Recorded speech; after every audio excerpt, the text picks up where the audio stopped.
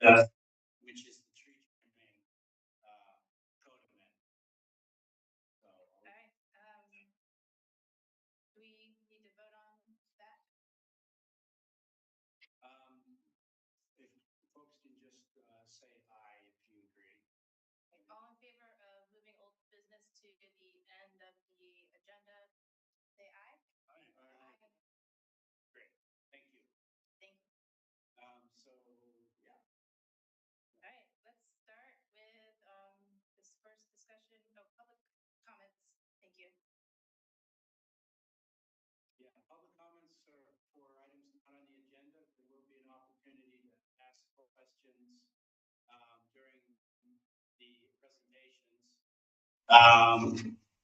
And I think we'll ask folks who want to ask to come up and sit in these chairs here.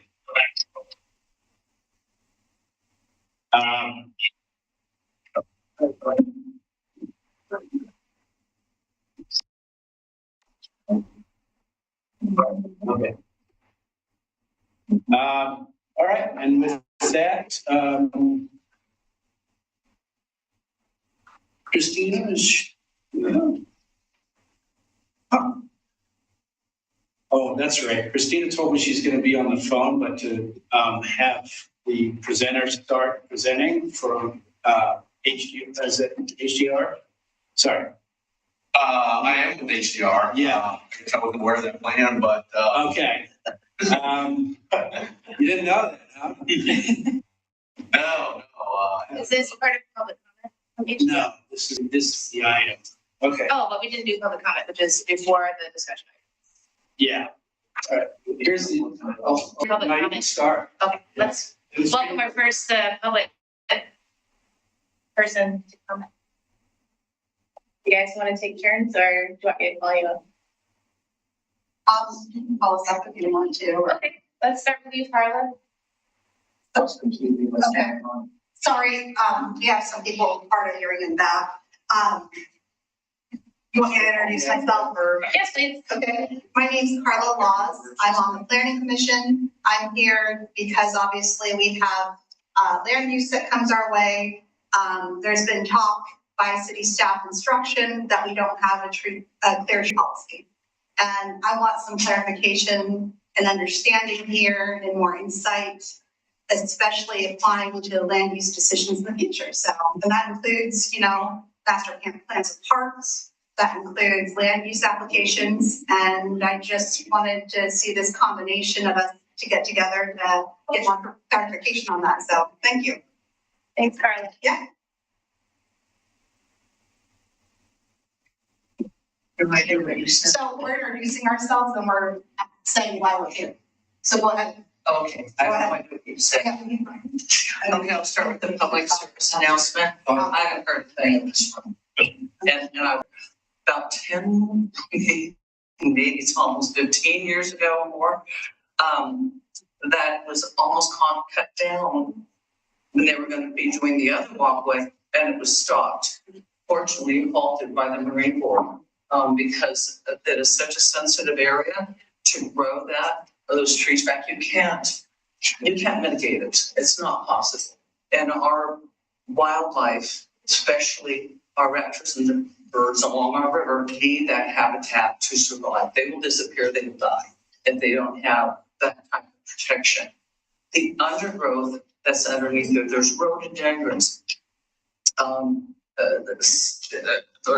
me just go back. So I will just squirrel on this stuff. The understory can be thinned but not removed.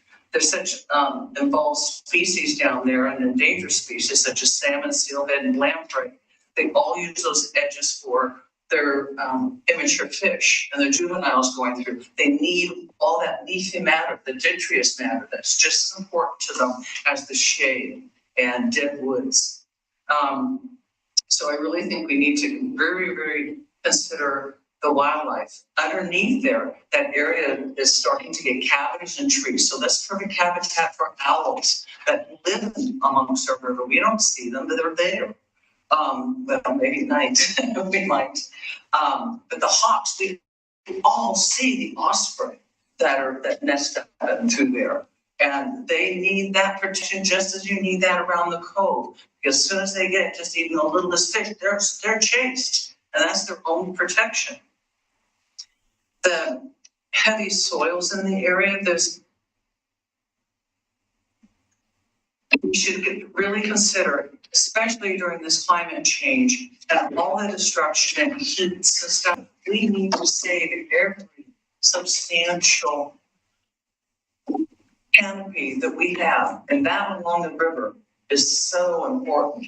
When I was looking at the photographs and the whole area, it didn't dawn on me that's a winter picture, so you don't see all the greenery that run all along that river.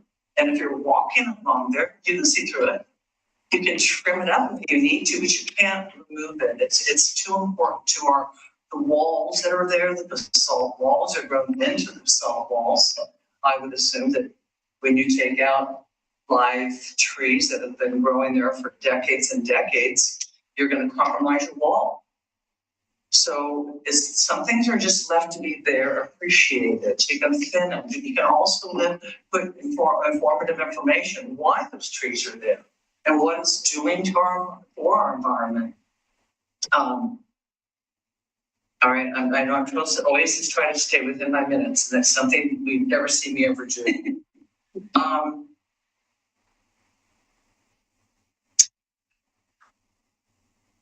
I think I've pretty much said everything but we have to do whatever we can to protect that stand. And if we need to, after why don't we consider making it a heritage stand like we have so many in our other parks? That's equally as important area to protect and honor as any other area. I hope you felt my passion. And I know I'll be saying this again at the next thing, but Christina knows where I'm coming from. And if we don't squeak, they just disappear. And in the blink of an eye, they're gone. So we have got to keep that in complete consideration. And with our engineers, I understand this is a tremendous undertaking. But we can bump it out, or we can build a ramp. We have to make room for our trees. That's most important. And you might consider, instead of solid concrete, something that will actually fall through. So the rain will go through there, and if the leaves come in there, they'll go on through. But that's just a suggestion. There'll be plenty more pictures. Thank you very much for letting me speak. Thank you. Is there one more? And please tell us your name. Hello, my name is Bob LaSalle. I'm just here as an interested citizen, hoping that we can preserve the natural resources along the river when they're building the new pedestrian bike proposed bridge. I'm gonna have to leave early because with my career in the military, all the explosions and whatnot, I have a hearing loss. My hearing aids are provided by the VA. They both went out, conked out on me at the same time, so they're in for repairs. I've got these cheapies in here. I couldn't say a word was said, but I'm sure that I would agree with whatever Dee and Carla had to say. So thank you so much for your time, but I will be leaving because I can't hear things. Thanks so much for the work you do though on your committees. Thank you. Here you go. Okay. Thank you so much for public comments. We'll move on to discussion item 5A, the McLoughlin Boulevard Enhancement Project. All right, I'm going to pass these down. I got you.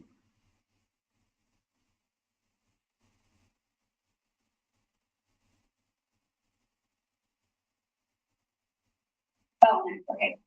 Welcome. Thank you for having me, Christina Robertson Gardner, Senior Planner, and I have a co-presenter on our consultant. And basically, the last month we've been reaching out to organizations and downtown property owners and ODOT and Federal Tribes of Grand Ron, and kind of just making sure, like, what are we missing? Is anything wrong? Is there something missing from this? And you guys are the last of my roadshow and the best of my roadshow, but with with all your comments, we're gonna have a revised version of this document in about 2 weeks. So I'll kind of walk you through where I think habitat and riparian aspirations can go in the document. We'll kind of walk through that.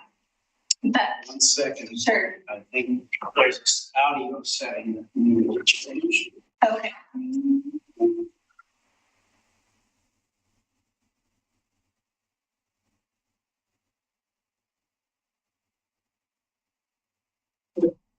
Okay.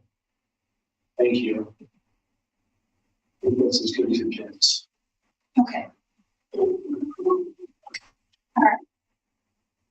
So I'm providing a little bit of a 1 year, what have we been up to? So for people who've been closely following this may not be new, but if you've only been following it just a little bit, you may kind of be caught up to date. So the McLoughlin Boulevard Enhancement project started about a year ago. This is the third phase of our plan we adopted about 20 years ago to improve McLoughlin Boulevard along the whole Oregon City section from the Gladstone Bridge to the railroad tunnel. So phase 1 and 2 have been completed, and the most complicated phase 3, was left to the end because it involved the viaduct, which is that portion of 9E that is not all on solid ground. It's on a viaduct structure, mainly between 9th and 8th Streets and 99E. And so our goal is to see how can we bring pedestrians and bikes along the shoreline of 99E to allow a continuous connection all along basically our Willamette River frontage from the Gladstone Bridge all the way to Tumwater Village. Right now, bikes can't really use 99E and it's not very pedestrian friendly. You'll see, as I explained, there's a pretty strong purpose and need. There's a big gap in comfortable facilities. That area is very disjointed. It's very concrete heavy and very low on any landscaping or any greenery. And really, Oregon City has turned its back on the river for, over 100 years. And so how can we use this program, the McLoughlin Boulevard enhancements over the phases to just reorient and reconnect downtown Oregon City back to the Willamette, both in tourism, economic development, and community goals. So those are kind of the hierarchy of purpose and need. The study area, as we say, goes from about 10th Street to the railroad tunnel. You'll see that Main Street's included in that because in all good engineering studies, you have to have a no-build alternative. And the no-build alternative really is having signage and wayfinding at 10th Street that tells pedestrians and bikes to take a left on 10th and use Main Street. And so that was always put in the analysis of what a no-build option would be. So that's why the project area includes Main Street. So we had an open house December 2023, a little less than a year ago. On the top left, you'll see there's a lot of different options that the design team put together. One even had you going down kind of on the riverside, kind of like the East Bank Esplanade. There were different variations. The public really got in and kind of provided their comments and what they saw would be a successful project. We sent that all to the design team in kind of January, February, March. They worked on through that and continued looking at all the alternatives. And what came out of that analysis was none of the alternatives could move forward. There were fatal flaws in all. So with that, I kind of said, well, what could move forward? And so they had 2 options that they presented to the City Commission at one of their briefing work sessions in March. Was a conventional viaduct, and they said for 2 signature spans, basically one spanning where the 8th Street dock would be, and then one actually spanning with an above grade arch kind of south of the Oregon City Westland Bridge to the curve. That one, while it technically could work, was really not a viable alternative. It was really only the long span that could actually work. So the design team went to the City Commission and said, what do you want to do? Do we want to go to the no-build alternative Main Street, or do you want us to continue doing more design work on the long span approach? And the commission said, yep, continue your work. Let's see where this goes. So this slide I like showing because it really shows the complexity and why none of the options really were able to be moved forward. This and the Willamette River shows the bathymetry, so it shows the depth of the Willamette River. So we have 10 to 20 foot depth in this light blue, a little darker, it's 20 foot to 40 foot, and then this deep blue is this 80 to 120 feet. So right underneath Arch Bridge is like the deepest part of the Willamette. You'll see we're kind of bent 0 through 5. There's above ordinary high water line opportunities for structural support. You would have to do some type of, bridge over this section. But you'll notice here, kind of around bent 10 through really 14, almost even 15, there's no opportunity. You're going directly to the bottom of the Willamette for any support structure. And so structurally, there's really no way to kind of build a traditional path on the side of the viaduct. We also heard from ODOT that the viaduct could not have anything hanging off of it because of its age. Anything new that was planned would have to be its own separately supported structure. And more importantly, ODOT actually has to maintain the viaduct and check on its health, on a fairly constant basis. So they have these arm trucks, that kind of booms that kind of go up, around, and under. And so they needed a minimum of 30-foot separation from the viaduct to whatever was built, so they could get those booms underneath and keep the viaduct inspection. So they were learning, so that's just not the only, but they're learning all of this. And so the long span really was the option. The other piece, this is a very important cultural and heritage area to more than cultural area to 5 tribes in our region. And any excavation of shoreline is going to be very much looked at to make sure it does not have any adverse effects on any potential archaeological issues. And so the more foundations you build, the higher your risks are. What the design team came up with was suspended a long span, which is you're using 2 large foundation structures and you're stringing a suspension, in a sense, bridge along the side of 99E. A lot of people, you've seen these, you've just seen them more perpendicular and not parallel to an existing structure. For the most part, you have one foundation here, one foundation here. This still is, could be designed in different ways. But then this is strung through, and it's really threaded through a needle through 2 of the foundations of the arch bridge. So it kind of comes through. The lowest part would kind of be below grade, a little bit below grade, right at that low point. It would come back up as you get to the supports. And so in a sense, you're coming straight down the elevator, down 7th Street, and there would be an access point and a connection right there.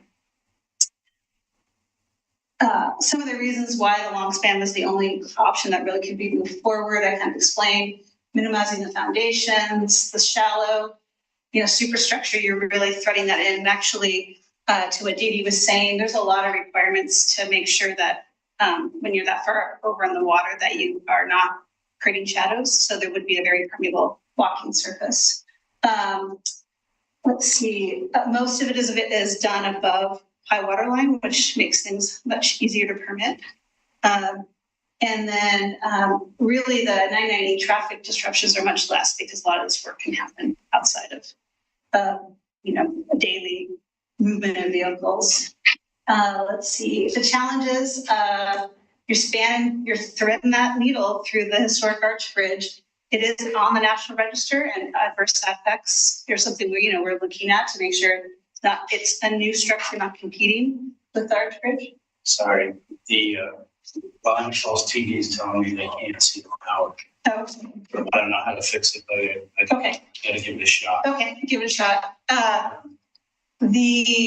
So those are some of the kind of advantages, disadvantages. And of course, the slide for NRC was next that I want to show. Maybe what I'll do, the next slide was really talking about next steps. So you adopt this concept, big picture, like the level of analysis that was done. It's like, can this be structurally built and could this be a permitted project?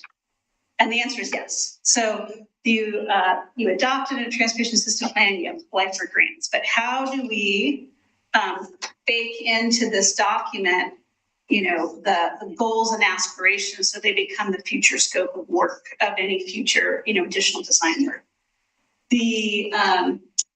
Brian can talk a little bit about, is that? Would you mind just going to more slides? Yeah. Oh, okay. So there's 2 more slides. So the other piece is, as one of the goals is placemaking and riverfront activation. There are opportunities to bring in some open space as part of this to create linear park or landscaping, community benches. You'll see down at the bottom shows a kind of activation of an alley space. The 2 small alleys on either side of the arch bridge right now are kind of closed off on the Main Street side with bollards, but you can still get into it. And there's a couple of permit parking spaces under the arch bridge. So turning that into more of an activated space is a potential option. And then there's opportunities for streetscape amenities, adding more greenery on this section like we have for the other part, wayfinding, art, interpretive signage, different materials more than concrete. And I'm just going to go real quickly through the streetscape and kind of talk about there's 2 different options. One option retains parking and one option adds more open space. And we asked the commission, you don't have to make the decision today. Would you want to adopt both options? So when we actually get to a place where we'll be designing it, that could be 3 years from now or 8 years from now, there may be different answers based on that, but adopting both allows to further the conversation. So first we start at the lower part of the corridor right as you get off of the 99 EE Railroad Bridge. There is a new deceleration lane onto Rio Railroad Avenue. Right now, people take a very quick right when you get out of the bridge, and any pedestrians that are coming out of the pedestrian entrance of the railroad access, you suddenly are, 1 foot out, and then you have cars right in front of you. So there's a new pedestrian refuge area here, and then a realignment. This actually was required design as part of the original Inherent Paper Mill master plan in 2014. So this is continuing this desire to have a safer pedestrian experience here. The final version that comes in 2 weeks will show the 10-foot sidewalk, so continuation of the 10-foot sidewalk, and then an addition of new expanded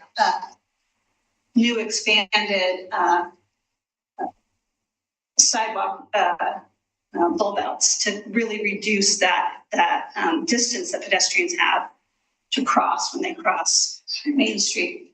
You'll see over on the left, there's some hash marks. The Confederate Tribes of the Grand Ronde receives the federal appropriations money to work on their street side of 99E, and then also a new water 4th and Main Street kind of loop. So they're working on that finalized design, and their final design will be integrated into our corridor. So this is an example of kind of both options. One, keep parking that is to continue the parking that exists on the interior curve of McLoughlin Boulevard near Larry Morton's transmission services. We've actually been working with them. They have a certain number of driveway accesses that are needed to allow the vehicles to come in and out of the bays.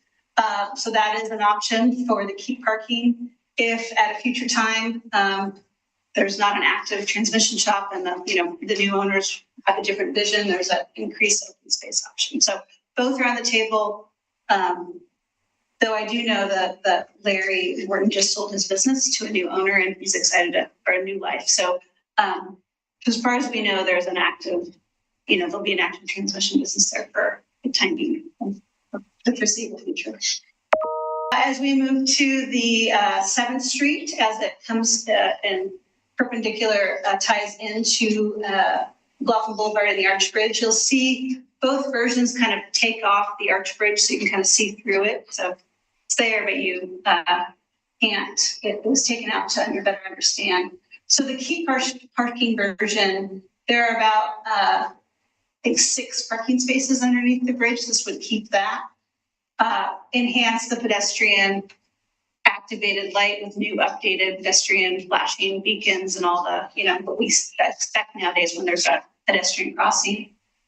There, right now, there is kind of a drive aisle that you drive into to do the parallel parking along the arch bridge. So looking at, do we need that drive aisle? Other parts of the McLoughlin Boulevard that have already done the enhancements have on-street parking straight at. So do we need to keep the drive aisle? Is there opportunities for additional open space? So the keep parking shows a little bit of open space and having the parallel parking directly to the travel lanes like you have on the rest of the corridor.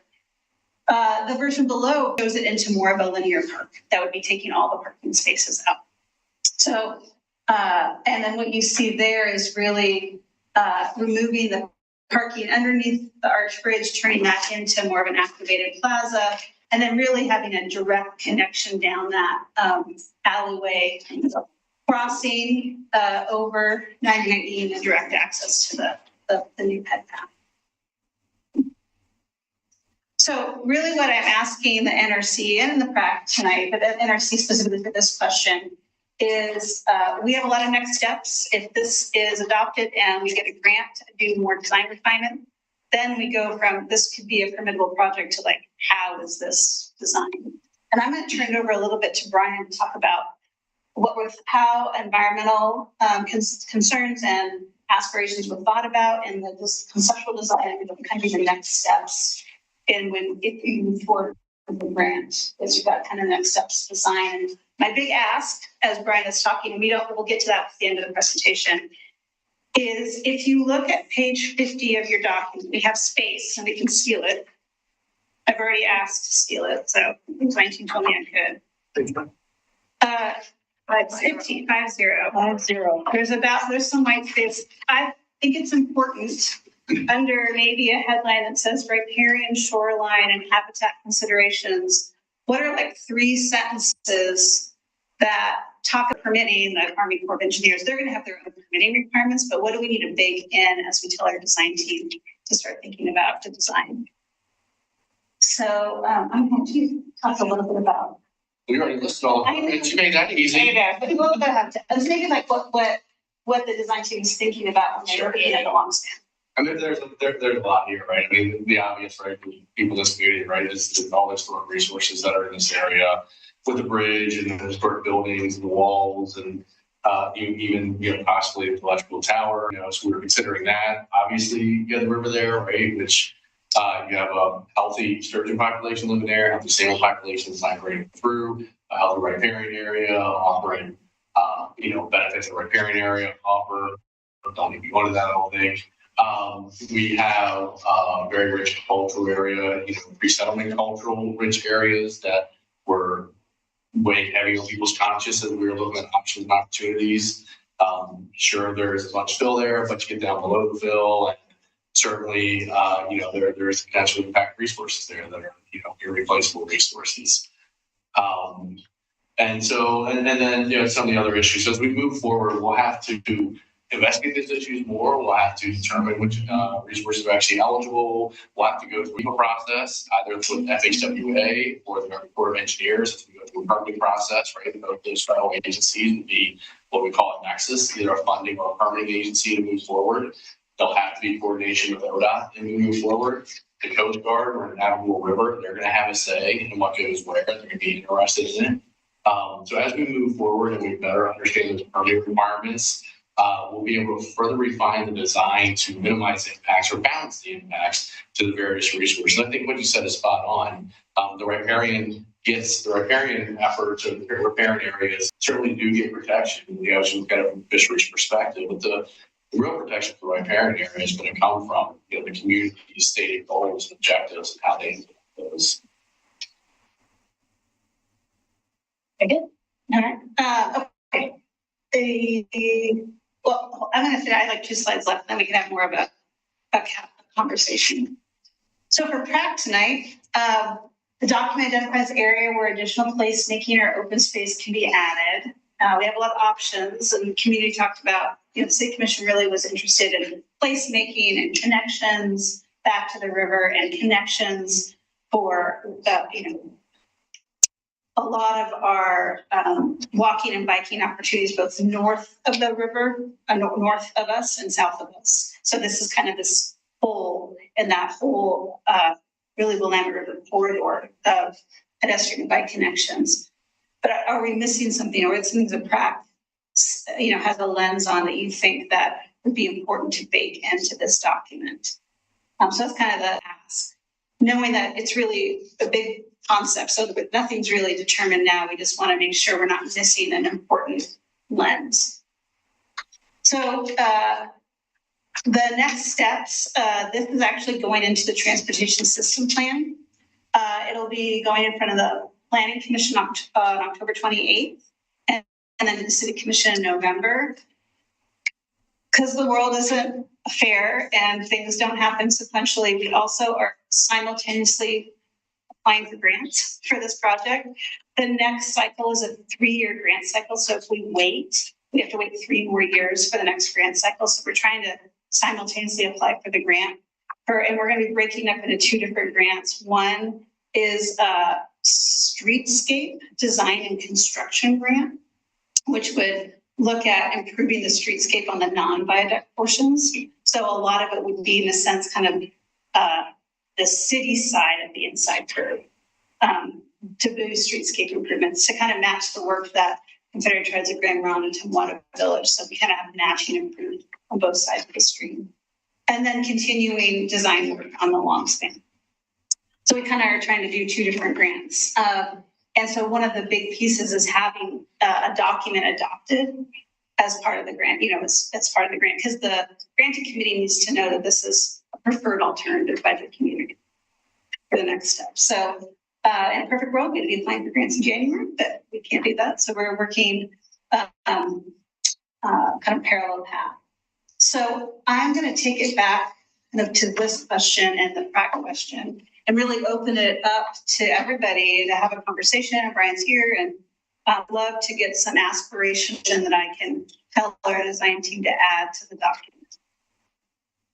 So open it up for anybody if they have any wise words to give me. Let's do stuff. Okay, And then any other questions right now? We'll do it in waves. And then we'll do another round. Go ahead. Yeah, I got a little confused. There were 8 areas you can cantilever and certain areas you cannot. Did I understand that right? You can't cantilever, you cannot do any cantilevering on the viaduct. Structure would have to be a fully self-supported structure, at least 30 feet away from any viaduct. Okay. Yeah. The one slide you just showed before here indicated maybe the vegetation concern where you had showed some trees. I presume that's right around the Yeah. So I think that's one that people are most concerned about. And, that's right around 10th Street. Yeah. So that kind of like a block and a half would be kind of a little bit where one of the foundations would be for the long span. Is that primarily oak, or do you know? I do not know. I do not know. The trees, if they've established themselves in the salt, there's not many trees that can do that. That oak is one of them. So can you build over the? Dee mentioned there actually training, and it could have perhaps some going over the vegetated material. Probably indicates you'd have to maintain it. That'd be problematic. I don't. Maybe I'll pass it over to you about what are examples of projects that have been able to kind of integrate, outside of the foundation, integrate existing habitat in the design. Yeah, so there are even DOTs here, like community, have standards about species that you can plant in and around structures that either are relatively low growing or don't grow big, grow giant thick limbs that are kind of problematic for maintenance. I think one of the advantages of the long span is that you only have 2 foundational elements where you have to get all the equipment in there to build. And that area where the foundation goes, right? The foundation goes, but you don't have the 11 other foundations that are going in there in each one of those spots where it has to be the new vegetation. So I think you can, because of this structure type, build over top of existing vegetation and do trimming and not have to, well, frankly, nuke all the vegetation in order to create a structure. I think this provides an opportunity to do that. Okay, I have one other thing, if I might. One thing that I think would be nice to consider, whether you can do some kind of structures under this cantilever walkway to enable nesting. Swifts and bats and so forth, they use the river a lot, and you might be underneath able to put in structures that enable nesting. Absolutely. So in my previous life, when I worked in a bridge program, we installed nesting boxes for both bats and migratory birds, pending the habitat type and what was in the vicinity. So those opportunities would exist. In this location, because of where it is along the river, yeah, for things like bats in particular, yeah, it would be ideal. So then we have Tim and then Emily, and then we'll do Joseph after Emily. I think that this plan for the walking and biking structure is really cool. I think it'd be great with an open grid system so you can let the air and the rain come through. It'd be really good. I've heard a couple of things from the police saying that they don't want anything low grade because you're going to get campers out there and that's not going to be good. And we have enough of that on the current boardwalk over there, and that's above grade, but it's behind a couple of structures so they could hide out. Okay, so I think that below grade structures aren't going to work very well for a safety thing. All right, as far as connecting this path to the tribe's legacy walk, I mean that. It was proposed at one point and they're going to get a whole bunch of money, millions of dollars, and all of a sudden that disappeared. Is that still viable? Is the tribes? Give you a good update, and their revised master plan should be coming to planning commission in the next couple of months. If you see in this top left, actually both of them, that kind of shows where the conceptual, where the long span connection would come back, onto shoreline. And then you'll see the tribe's water avenue, which is perpendicular at the curve. That was an historic water avenue. That'll be a new entrance. It'll be dual entrances into Tumwater Village, Main Street and Water Street. So the version in September, we actually asked the design team can you just show a connection so it's obvious, even though it hasn't been planned. But the idea is that you'd be coming off the long span and you'd be walking straight into the Water Street pedestrian connection, and open space and a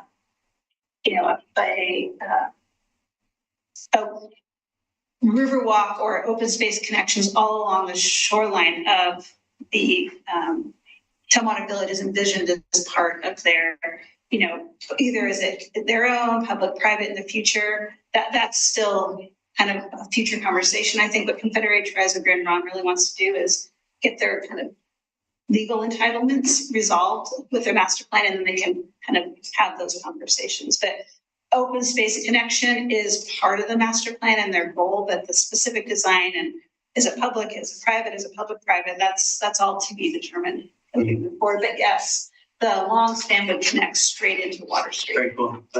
And Doug, there are primarily big leaf maples on that bluff right there. Okay, I look at it every day.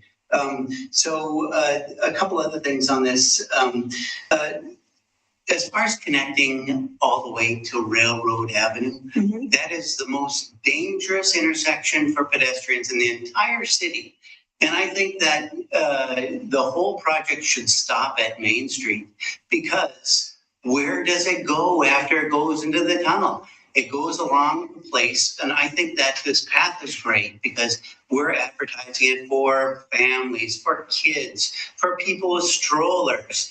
Once you get into that tunnel, there is no safe place to go ahead and take those people. No way. Yeah, so this would be just connecting existing facilities. Yeah, but as far as the city even encouraging people to cross that street and to go somewhere where you are walking on a 2.5 foot wide sidewalk right next to 50-mile-an-hour cars going up the hill.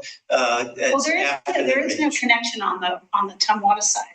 So there is no there will be no sidewalk in this. No, I'm thinking that, Right here? right there. And then once you go through that tunnel and come out on the other side, you're, you walk over right next to the railroad track. And then you're right on the highway on a very small. So that's an existing infrastructure. We're just ensuring safety for folks that are using existing infrastructure. Okay. I guess I'm just voicing my opinion, saying to encourage people to walk across that is going to be a dangerous thing.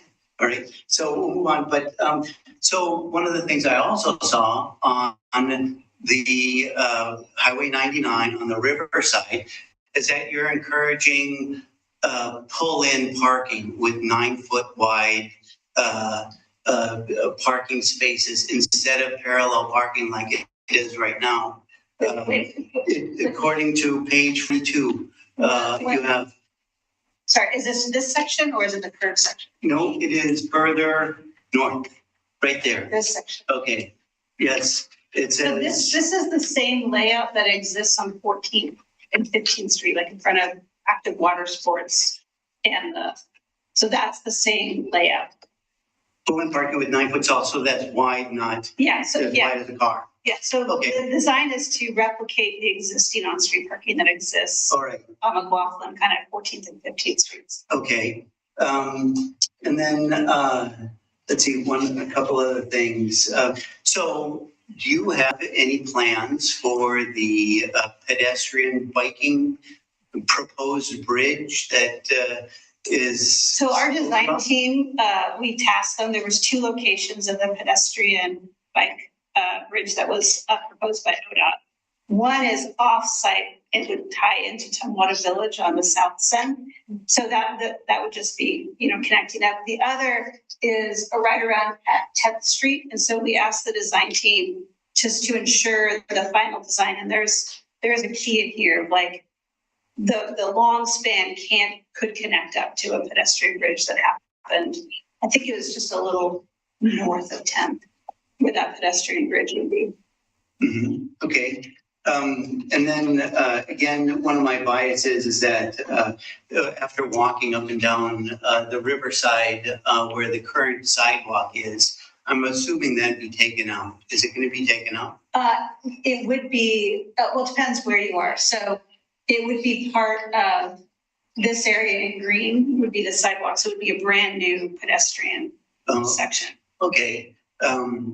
But it is, Highway 99 there is full of cars going 40 or 50 miles an hour, and walking across 8th Street underneath the bridge there is pretty dangerous. And make the alleyway a green space is a place where not a lot of people are going to want to hang out. It's going to be in the shade because you're under the bridge, and wouldn't be the most pleasant place to hang. So that's my opinion. Yeah. Right. And we've heard, that's what's great about this concept plan is I've heard people passionate about both options, but we don't have to choose this year. Yeah. So we can adopt both. All right. Thank you. Thank you. All right, Joyce, you had? Well, just kind of reiterating where Tim was going, when you told me to look at page 50, and I looked at this and, reading it and trying to figure this thing out, and my heart just stopped thinking, I am afraid even now to go from McLoughlin House under that tunnel across to take the stairs to go downtown because of things that you see in that little short tunnel.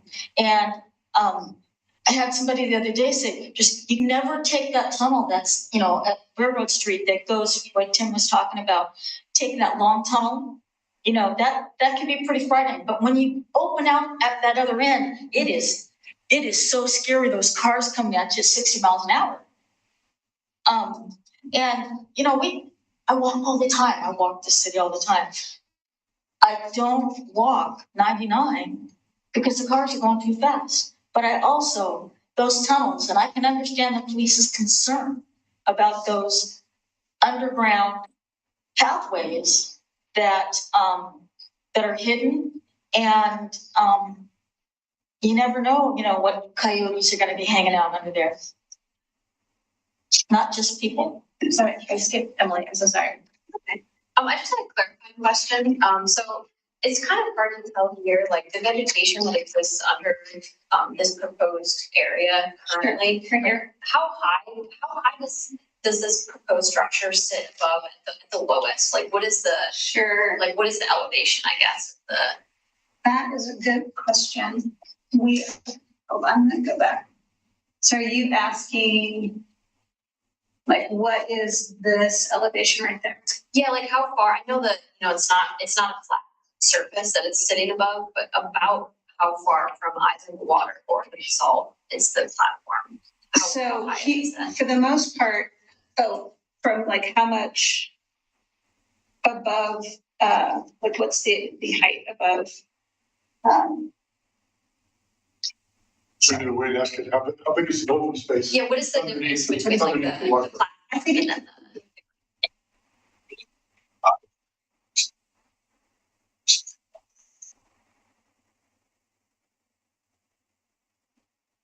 Okay, so 30 feet-ish, and currently you said there's big leaf maples under there. Okay, is that something that, I know there's a lot of contingencies, but is that something where, like for erosion control, like those trees would be maintained, but just kind of in like a pruned state if there's a platform that allows for pass through like air and sunlight and stuff like that, or? There's very little dirt there. It's all coming right out of the basalt cliff. So it's not a garth. Okay, so go ahead and mulch. Sure. Just growing out of rock. Yeah, so I guess my question is like, what would happen to the vegetation that's under there? What is the proposed plan for that? Well, and I think you're getting to the question of we are at a conceptual level. Yeah. And so what I want to know is like, how do we bake in the next step scope? So like when you are scoping, you should be scoping to verify that the design does this, that, because the hardest part when you're conceptual level, we're just up here, we're at 50,000 feet, right? Like this can be constructed and permittable. And all of these great questions you're having are not at the level of the design team. So it's getting the grant for that next phase, right? And how do we build in the right pieces to say, we need to look at this, we want to look at this, is it, and that's why I got Brian in, because I want to better understand, he could talk a little bit about the next step and doing any NEPA process or probably a FRF, which is the process with ODOT to see how the permitting requirements would be, but also that's where we get deep into the detail of like, what is the inventory of all the trees? What is the health of the trees? Where do we understand where any of our historic or archaeological concerns are? And then you start building those all up and then you get that scope of the question. But that wasn't the level of we have for a conceptual plan this year. So that's why I'm trying to bake. That's why I'm coming to you guys, the experts. So I want to bake the right statements into the plan. I think that's something that, like, we've been talking a lot about tree inventory in the NRC. I think that's potentially something. I know ODF is offering some grant money for municipalities to do a public tree inventory. And so having that, I think, would be a really useful tool just in terms of like, this is what we have and this is like, the protected maturity, or I'm sure there's a lot of like. And that would be required at the next phase. I mean, I would absolutely be doing that. Yeah. And saying, this is our tree inventory for our area. This is the health. This is the trees type species. This is where the soil, where they're growing out of basalt and how that relates. So that would actually be part of the next phase when you're dialing in the design approach. Okay. So is it just as direct as riparian, shoreline, and habitat considerations are important in the next stages of the design process. Care should be taken to, and this is the kind of what I'm looking kind of for the NRC to help bake in. So we're starting on the right path. Yeah, I guess it's just because like it's such a difficult area to replant. Like preservation seems like it would just be paramount, as opposed to like mitigation, because there's no replacing trees that have somehow miraculously grown in this area to begin with, I guess. And I think, yeah, just preserving those like during the construction process, seems like it would be safer also. I have a question, and then do you want to go first? Or? Oh, go ahead. Okay, I have a non-natural resource question. Sure. Well, it's kind of related. I was thinking about this the other day about the bridge threading through the historic bridge and the seismic relationship there. Given it's a historic bridge, I doubt it's up to current seismic standards. Is it wise to invest in a new pedestrian bridge like this underneath a vulnerable bridge? Well, I'm not ODOT, but I think in their rehab that the ODOT did 10 years ago, they did work on some upgrades to what they could. This being threaded through, it won't touch the bridge. But it could still fall and collapse it, right, is my concern. Yeah, I can give an update. I mean, I wasn't the structural engineer, but when ODOT did their massive rehab, they did look at structural upgrades. So I don't know, to the level, but they did work on that when they did their upgrades 10 years ago. I have not seen them. I don't know. I didn't read the entire document literally, but I would imagine seismic would be relevant given our natural Northwest Pacific concerns for that in general. Okay. See. Thank you. Maybe just a little bit of a twist in terms of there is currently at a couple of locations, which would be underneath there, some angling access that was used quite heavily in the spring and some of the later on in the summertime. You talked about open space and providing opportunity for that. I would hope we will continue to look for those opportunities. We unfortunately a few years ago had to eliminate some opportunity on the Oregon City side for angling, but there are still a couple of spots there that are currently utilized and have been traditional sites for ever over on that side in terms of angling opportunities. Is that more than just underneath the 8th Street dock, or are there other places? Well, there's some there, and then there's some further down. It's hard to see from the picture. It's almost, I'm wondering if that big footing right there might be right in the middle of one of them. I'm not positive. But, anyway, it's something to not forget about. We tend to have it's easy to forget about that and lose opportunities or lose access. And I hope we don't do that. That's actually really great comment, because the city commission was really interested in, a future 8th Street dock, one day, and how would this project support and not impede it.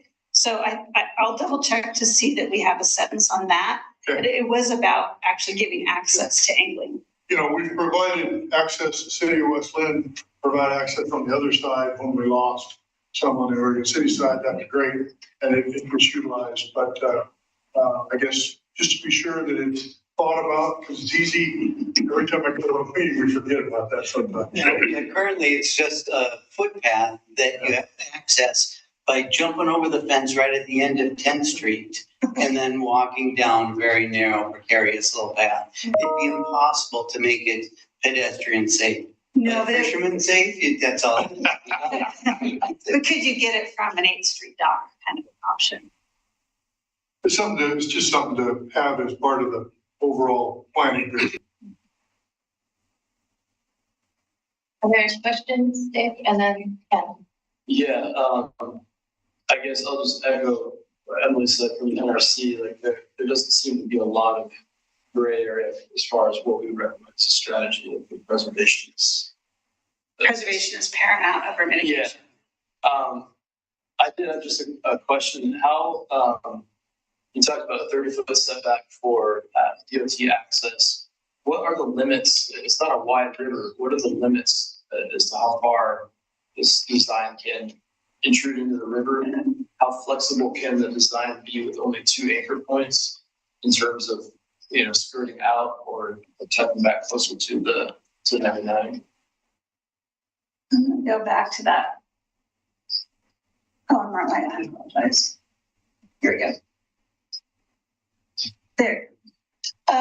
Well, looking in the shoreline is the first piece. I don't know. But I think, if we're baking in the recipe for future scope of work, is ensure the placement of the foundation, that your preservation and retention of existing tree habitat should be up there, not as a secondary, but as a, one of the primary, because they're it's the concentric circle of here's archaeological, here's high water line, here's structural, and then don't forget the habitat is just as important as all those pieces, and thinking about the right location and are those foundations, can they be moved to meet that? And I don't, if we had the bridge engineer here, he would probably say, great question, I don't know, that would be done at the next phase. So I'm hearing that an important sentence is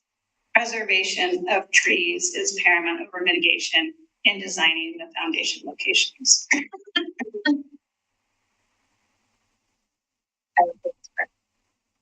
All right, Ken, and then Aaron. Well, I was just thinking you actually kind of nailed the values, I think, pretty well. They just need to be wrapped up into a sentence or two. But I think the preservation is really the important thing, if at all possible. But, again, I think I understand that you're way up here still. So, you're step 10 out of 200 maybe. Yeah. So you might be step 11. Possible. So I think that, once you get to that next level of study that really can explain the health and the habitat value and all of that, because I don't think we're there yet.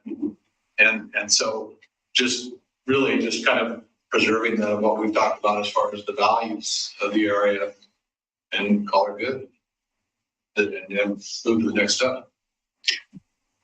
I'll just mention that when the time comes after the federal process, which will take 2 years at least, and then it comes down to the city to adopt it and run that through our legislative review and whatever site plan review is necessary. There's 3 overlay districts in place in the city code. There's the Willamette River Greenway, there's the Natural Resources Overlay District, and the Geologic Hazard. Yeah, that's true. Those are a mitigation-based approach. But the question was, above and beyond local code, what do you aspire to? Yeah. So, yeah. All right, Aaron, and then any other questions that I don't? Yes. Okay. This is just a question. We've asked PRAC to look at green spaces versus parking. Is the idea of removing parking, have we thought of adding parking in other places? Because downtown right now already has an issue with parking. If we're making it more amenable to pedestrians and people, if they don't walk there, they might park on one side and go to the other. I do know that the Tumwater Village plans to build quite, I think, an extensive parking structure. So I'm wondering if perhaps that's your plan, but I wonder, how have you thought about if we remove parking, what do we do with that? So I think with the city commission, we asked the same question to the city commission. And kind of how I see it is we adopt those versions so we don't have to make that hard choice today. But also downtown Oregon City in 2024 with an active courthouse will be different than downtown Oregon City in 2030, where the daytime visitors may be different because there's not courthouse visitors. They might be different people visiting retails or restaurants. So where is the right new parking spaces? I think Connie was saying. So the Confederate Tribes of Grand Ronde is looking at a parking garage at one of their phases. So let's say at some point, the hard decisions can have to be made, right? But add more open space, take some parking or maybe a hybrid approach. Then you look at the year that is, how's downtown working? Where are people parking now? Where are the red spots of the use spots? Where's the orange spots and where's the green spots where people use less? And then where would we want to add more parking access to where people are using it? And so I don't know that answer because I don't know what year that hard decision will be made. Understood. Yeah. Thank you. All right, Emily? Yeah, just to follow up on the parking, did I say that the 6 spots that were up for consideration, are permit parking? Your permit parking, yeah. Okay, so that means that people, it would be the same, or like. It would just be, at some point, if the city wanted to move forward, they would just say next year, we're not gonna be releasing that permit parking. Whatever year that is, it would just be, you finish out your year of that permit parking and then you wouldn't get permits after that. I guess my question is, if someone's just coming like to Oregon City as a tourist, they would not have a permit. Correct. Okay, so those parking spots wouldn't be available necessarily to everybody who would want to be on this walk. No, I think there were more. Parking, is that the judges now? It's people who pay for it. I don't know who actually has it, but Because, you know, yeah, when the courthouse is there, it's just part of our permit system, and those are 6 spaces that you could use if you paid for the permit. Okay, that's what I wanted to hear. So it's not just like they open it. But No, they're specific. yeah, today that's specific. Okay, and that, You know, our downtown parking permit program may morph as the courthouse moves, and there's different needs and wants and time periods. So it's the city commission and our code enforcement is just tracking the next year or two how like the new Main Street's acting. We don't know anything. yeah, a lot of. Can I just follow up? I thought that I saw that there were more than one space we were looking at eliminating parking. I thought at one point you said there were like. Well, there's really 3, so I'm going to show you. So are we saying that those are all permit parking? So right now, sorry. Okay.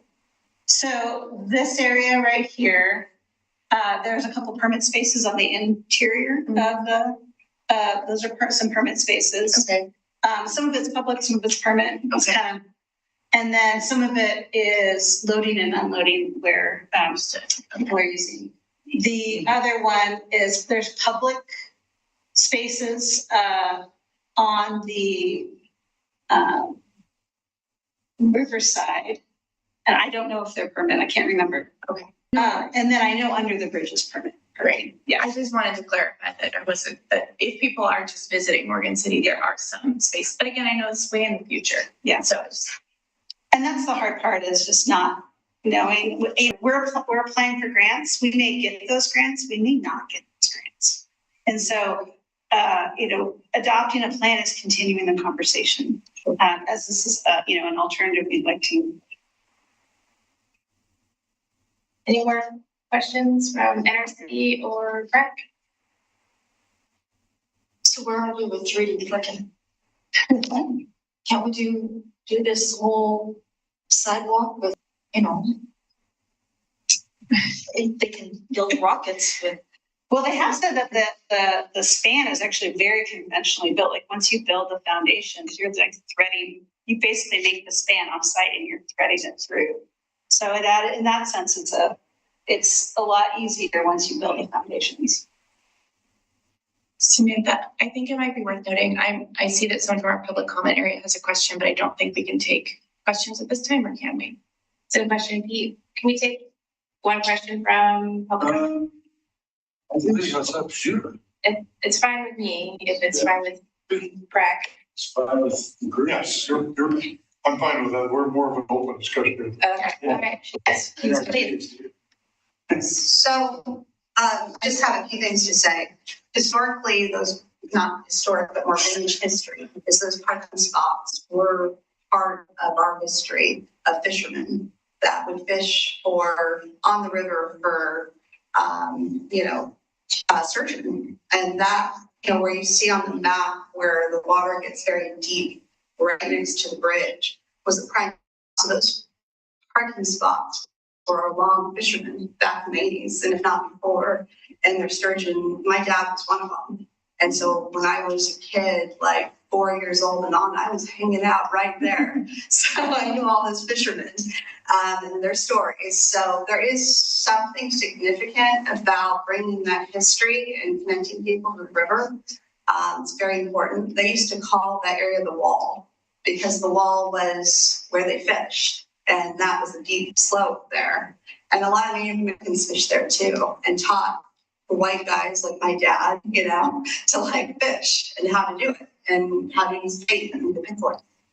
So it was a really cool experience. So something to connect people to. So those significant parking spots are pretty significant.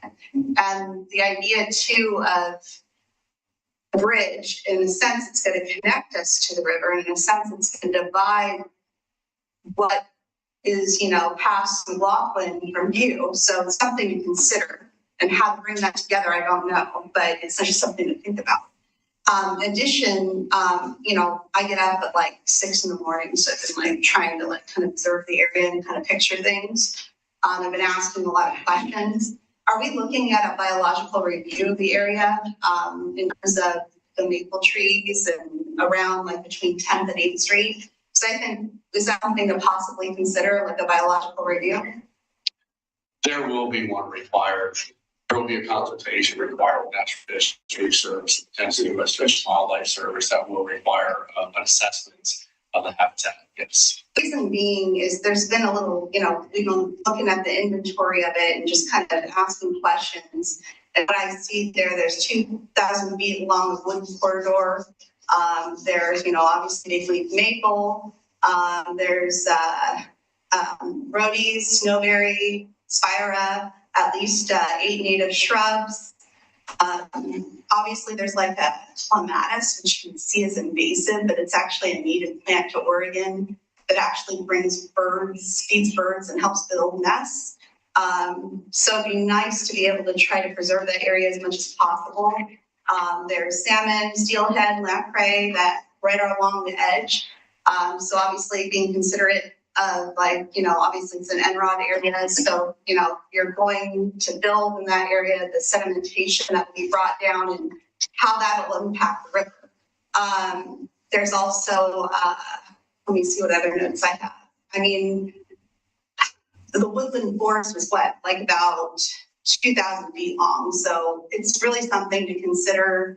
I'd be interested in that report also, the planning commissioner, and then obviously anyone's input here on what they have on it as well. So thank you for letting me speak.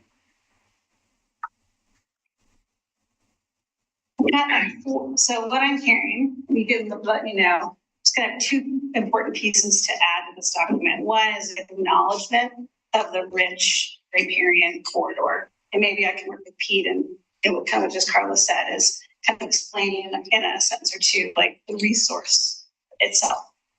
And that, with further design, retention of trees and habitat should be paramount in the design process. Is that my putting words in your mouth, or how would you? I think you're right. That along with access, the river access for anglers and some of those other things. But I think that pretty well covers it.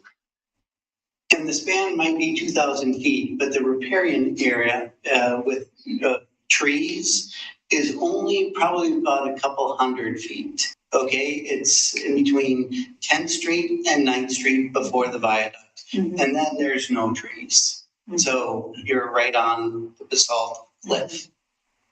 So yeah, there's trees, but it's not 2,000 feet of them. Mm-hmm. Good luck again. Well, a review of that would definitely answer. Is there anything that you think is? I'm asking knowing that you've as a professional work with the coordination of design as it's riparian. Is there other projects or things that would be good to think about as we move forward? Sorry. I mean, things to think about, absolutely, in order to get to these goals and objectives, and that's the constructability. How it's approached is a very unique area, very tough area to build on. And I think, if you're looking at things to consider, that would be very important. Other things don't really come to mind for this kind of project. I mean, you said earlier, I don't know if people caught it, but this is like printing a bridge. Right, once you get the foundation done, the stuff is all constructed off site and it's brought in like Legos and snapped into place. It's pretty cool when it launches itself, which means it does provide a lot of opportunity to minimize your footprint on the ground, constructing it, minimize your temporary disturbance, minimize your temporary removal of riparian vegetation, it's really a cool option to get after this goal objective. I think this goal objective will drive constructability conversation that will help push you in the direction of the bridge. Thanks. I think I can echo that. We would really like to see the environmental concerns and the sensitive habitat like recognized in the state of this sort of document, even though it's kind of for future work, like having it as a dated goal. Yeah, would be valuable to get, mitigated because the sense might be a mitigatable area, like you can't plant in rock. Even like what we would consider temporary in normal circumstances and parts of this stretch, it would not be temporary, like it would probably be countries right for 800 years before something takes root. And that's one of the big reasons why, I wanted to come give you an update, but I think the design team spent all their time, right, trying to see if this was a constructible structure. And like they say, oh yeah, well, and then we'll go through all the NEPA process. We'll do all environmental. I'm like, well, we're missing the piece, the important part to teach about habitat. And that's why I want to make sure that that's embedded into this document. If it's not stated now, one of the first things that gets called out when you start the NEPA process. Yeah. So it makes sense to go ahead. Yeah, it should be baked into what a successful project would be a project that. It's a nice lens to have. Yeah. Are there other questions? Yes. Yeah, just to piggyback on that, I think also maybe stipulating like during the construction process of those 2 acres. I don't know how public projects of this caliber, like what the cleanup is or but just communicating if this project gets funded and it goes through and building happens, that the site is just kept minimizing the amount of construction materials or erosion or anything that might fall like over the river, just to kind of like try to prevent that, because I feel like especially with those really deep areas, once it's down, it's not coming back up. Oh yeah. Yeah.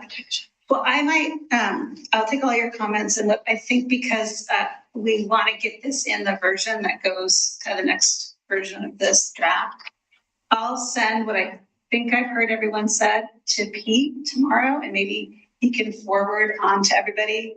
We'll do BCC so we don't have serial meetings. And then you can kind of respond back and say, yeah, I think you got it, or, you might miss this, and then we'll get that into the public document that goes to the hearings. Would that work for everybody? Okay.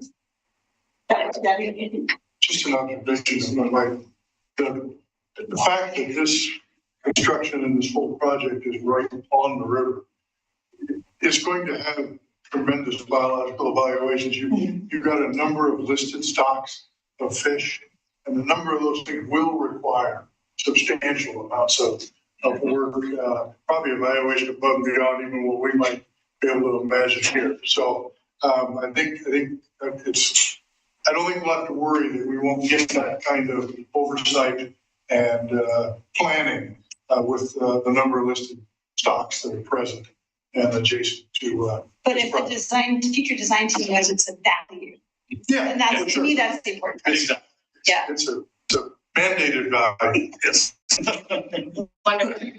Thank you so much. I think that's all for now. Oh, thank you. I really appreciate your time, and I'm gonna head out. Thank you. Yeah, thank you. Good discussion. Nice to see some of you again. Thanks so much.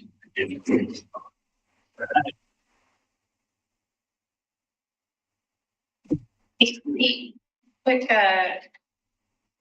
how long are we planning? We started a little later than our usual start time. Yeah. So is 8:30 the target? Up to the group's discretion. I think if we go to, not reasonable. Do you have any hard stop? It's up to you all. You can choose to table any items you want. Okay, 8:30. We'll make it by 8:30. We'll be efficient. We'll be awesome. It will be. It will be nice. So let's see. Next. is the public tree inventory and tree canopy policy recommendation letter. Yep. You have that in front of you.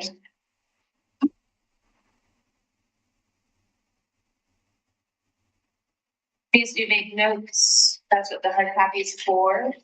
And there's pens by the door. You need a pen?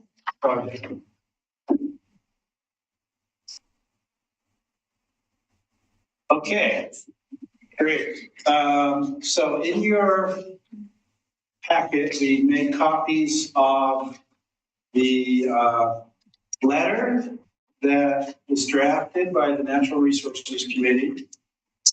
This is the latest draft. There's been 4 or 5 iterations of this, I think, at this point. But at the last meeting on August 14th, we had a discussion. Josh Wheeler from Public Works was there. And after the meeting, which we're going to cover some of that stuff tonight, what staff took away from that meeting was that the letter would be stronger if it went through a more exhaustive review process, and that PRAC be involved, because one of the things that we're going to be talking about is the need for a public tree inventory, which affects parks, in addition to right-of-way. So that was one of the takeaways. And the second part of that recommendation was there's been a long-standing discussion about the need to have someone on the city staff who is either a skilled arborist or forester, and they would, be responsible for carrying out urban forestry, either writing grants, implementing plans, and making sure that city policies about trees are vetted well, and also implement best practices. So the other part of that was there are grants available through the Inflation Reduction Act and through the Oregon Department of Forestry to support public tree inventories and right-of-way tree inventories.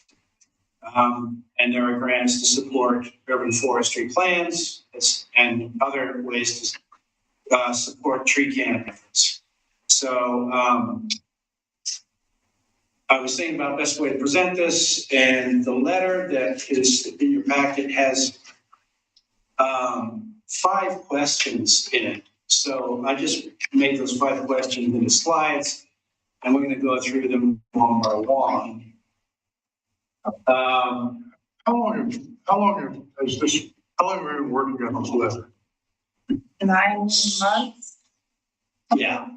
I mean, right. not full time, but like, Go on. Yeah. like when I can scrape a couple hours together, it's been 3rd or 4th iteration. So, and I think we're missing content under question 1. I don't know if that was. Well, it says 1, 2, and then the next one is 2. So I'm wondering if it was supposed to be. The numbering in the letter was So 1, I 2, think- 2. So I adjusted. Oh, okay. So cross out that first number 2. So Don't be confused. to what extent do we understand our current tree canopy? What are the city's current policies and plans for managing tree canopy? Does the current code support preservation of mature trees, which provide the most substantial? How can city best update codes? And what are the relevant funding needs and prospects? So the first question, to what extent do we understand our current tree canopy? There is currently no public tree canopy assessment or inventory. And Sam, do you want to elaborate on why that's important? Sure. So there are some baseline data that can help inform how a city best manages an asset. So if you have infrastructure like sidewalks, roads, and utilities, you want to know where they are, how much of it, how old is it, when does it need maintenance. Trees are considered a green infrastructure and should be maintained with the same perspective.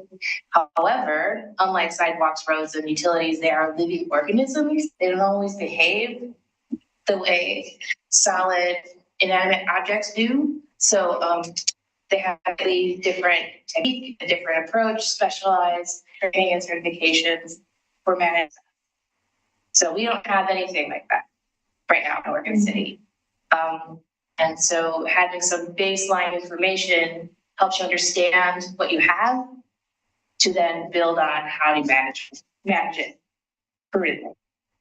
Some easy apples to reach include like a tree canopy assessment. We have LiDAR or aerial imagery of the city. We can differentiate what is a tree and what is pavement. We can assess how much canopy we have in the city within our boundaries, and we can also track it over time. So we have historical aerial imagery. We can take that information from 2016 to now, or whatever timeline we want, and say, this is how our canopy is fluctuating over time. And we can also overlay that information with targets. So if we have sensitive populations in the city that might be more susceptible to heat or have less canopy than other areas in the city, we can start defining goals for our canopy. And then an inventory is point data for specific trees in our city. We can capture that to species and size and condition, which would then be what a forester, the arborist, would then use to track how much tree health we have in our city. That would then translate to canopy, as well as how much is needed to maintain that. And that can relate to workloads, hiring contractors to do that work, etc. So just like maintaining your sidewalks and roads, we need staff that can maintain our trees. That makes sense for our trees. It sounds like a huge project, because what's the difference between a bush and a tree, and how do you define where to start counting? And does the city have a GIS department? Okay. And I can imagine a person walking each block, measuring each tree, and going through those 4 or 5 questions on each tree. But it sounds like a huge project to do. The canopy assessment could be done by a GIS specialist. It is not a huge undertaking. It would probably take like 2 weeks of full-time work if they want to, depending on the scope. There's a lot of tech to help. It's not just like walking around doing like a physical tree inventory. There's a lot of imaging that's involved, like a city of this size. Didn't Metro give you guys a canopy assessment at all? We share all our data with the Metro. We have some point data on the GIS, but it doesn't have species and it doesn't have condition. Right. I mean, you have like 80% or 75% or yeah, it's something pretty like that. outdated. Yeah, it hasn't been in a while.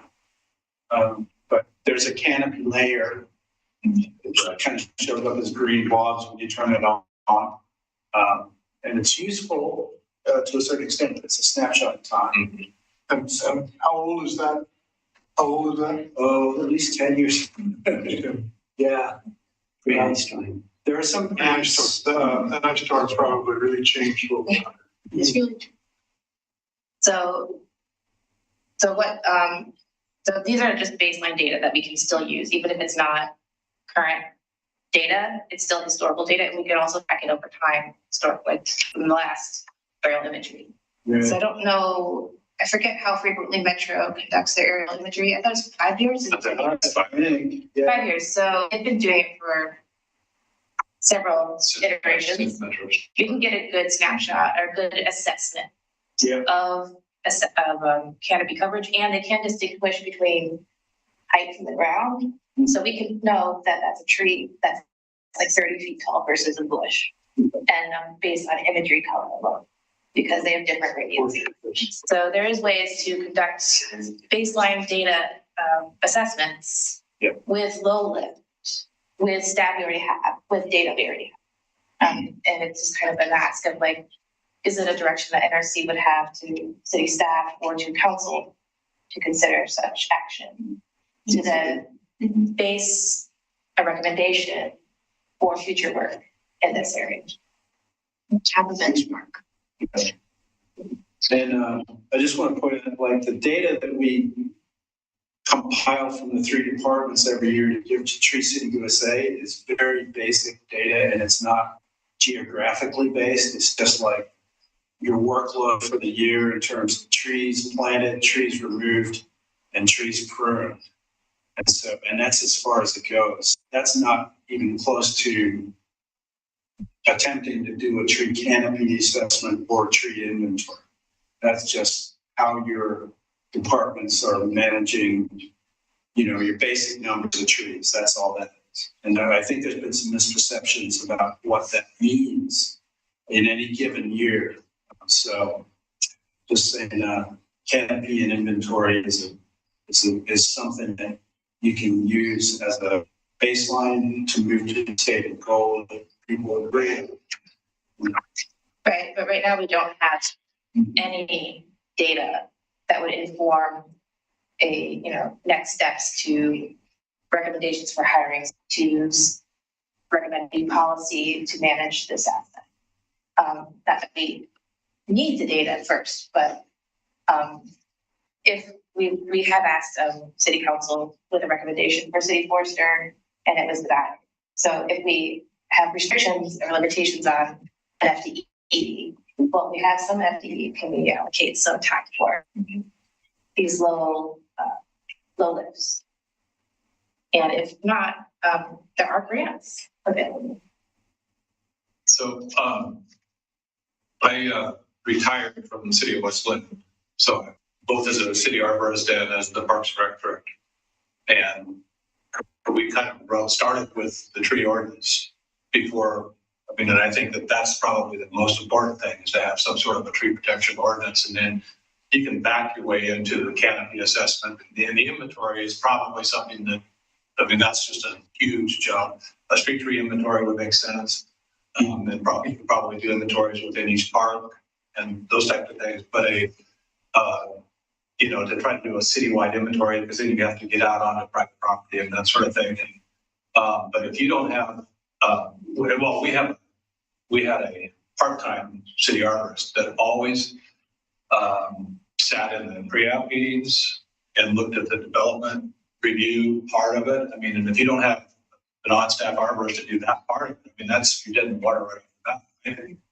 And so we have that position, and even if you can, split it with something, but it should be somebody that's a certified arborist and has the ability to then go out and, because developers bring you a flat piece of paper and say, well, we can fit 130 houses on this 10-acre parcel, and without any sort of a tree overlay on there at all. It just doesn't make sense to not approach it very first. I know when West Linden's code, we were able to, start going after protecting groves instead of leaving one tall fir tree in everybody's backyard. We went after groves to try to protect those and keep them intact.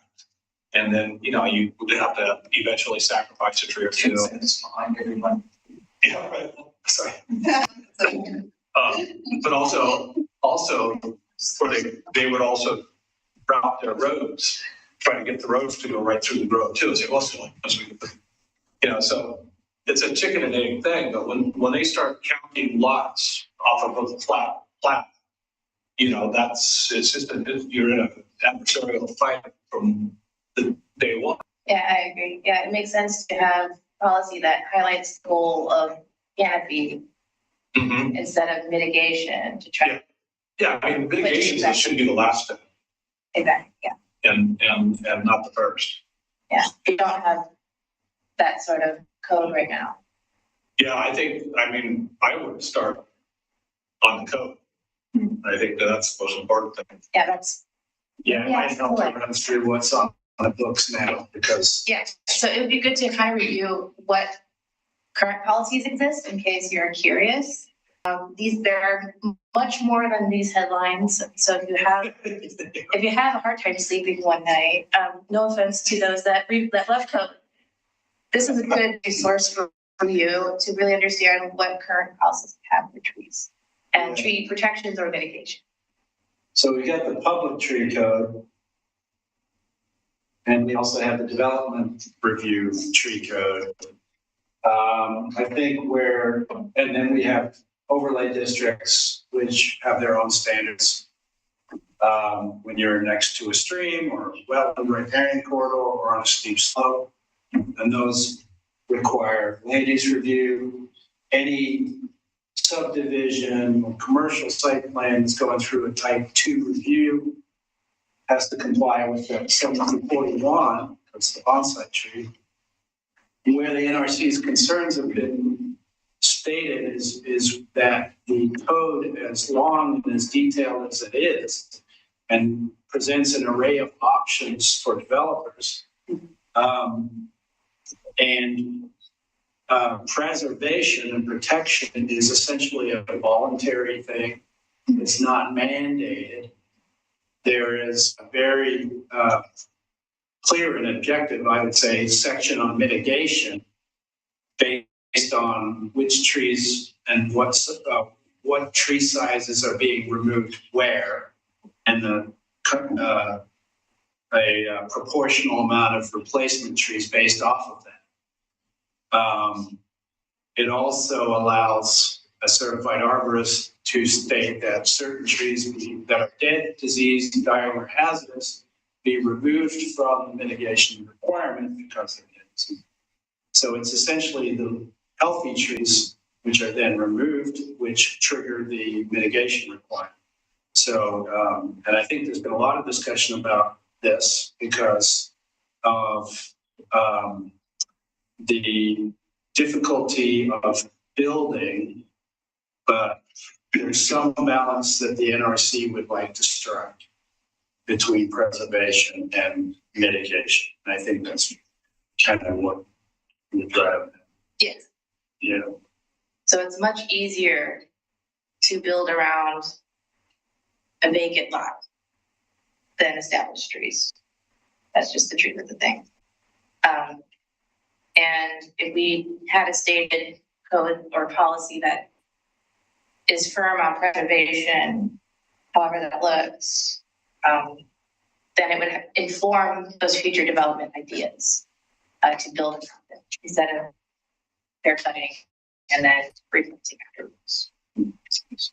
So in the way that the current letter is formatted, you started with saying we need the data first in order to make our case to make these policies stronger. Is that correct? It would help us build better targets and better policy that says, here's what the lay of the land is now. Here's how it compares to best practices. And also we can compare it to neighbors in the region and what their practices are and how that kind of pans out for them. Mm-hmm. And we can say, based off of our landscape that we can, quantify, we need this. So it's not necessarily one or before the other. It's, we could probably do this without without waiting. We can do this now, theoretically. It's something there's no impediment. Yeah. We have the data, we have the FTE with the expertise to do it. We're not asking to hire somebody or use a consultant. Okay. We could do that. I think that point, just that this is something that can be done now at little to no cost kind of thing, and with fewer impediments, making that front and center, like right after question 1, feels like a way to make it stronger and maybe more persuasive. People like free. Yeah, free does sound good. Are there any questions about current codes or policies about? Just kind of getting into the weeds a little bit, but you had a sidebar question about tree protection comments. Yeah. We can answer that question now if others are curious like me, but it's seldom used because it's one of the options in a subdivision. And what we attempted to do was build some lot dimension incentives to reduce setbacks and reduce lot sizes in order to preserve trees on a development site as an option. And I'm only aware of one subdivision or a place that actually took advantage of it. And in my opinion, the incentives are pretty significant because they allow up to 50% reduction in lot size in order to accommodate tracks permanently in that tract with an easement, or a common. But it's an option, it's not a mandate. So So for those that haven't gotten to question 2 yet, I kind of go through parts of the code that he highlights here of what I thought was tree preservation. But like Pete mentioned, these are options, they're not requirements. And it sounds like the one statement that I like the most of existing trees within the tract shall be protected by permanent restrictive covenant or easement is rare. Thus, we're missing a lot of trees. The pressure, of course, is also to increase the density within urban boundaries. And there's a good reason to do it. Preserves our land and natural resources otherwise. And so, this is kind of a strong statement, I think. The mitigation is, I think, the key element of it. I think, I don't know, Mr. Kissinger is still online, he may not be, but I've only been able to talk to him once, and the first thing he told me was there's too much grass in the parkland. And I think a lot of the mitigation be directed to it. I mean, I see a lot of our dog parks pretty treeless, and I've noticed a lot of dogs like trees. And so I think there's opportunities, even our public lands, to utilize that mitigation capability to pay for actually tree plantings within the public right of ways and public. So the third question is getting to mature trees. And it hasn't been specified what a mature tree is, but that would be part of any subsequent decisions. We have, I think certain codes have said, Portland, Milwaukee, blah, blah, blah. Once a tree is 20 on a development site, you're going to start paying attention to it. Mitigation requirements are going to go up based on the size of that tree. Or that tree is going to have priority for protection of whatever percentage of your development site the city decides that they want to preserve trees on.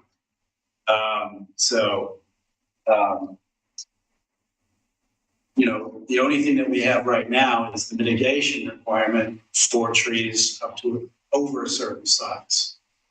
And it's in the code, but I won't go into it. Does the city have a budget for planting trees, or you have access to grants for that?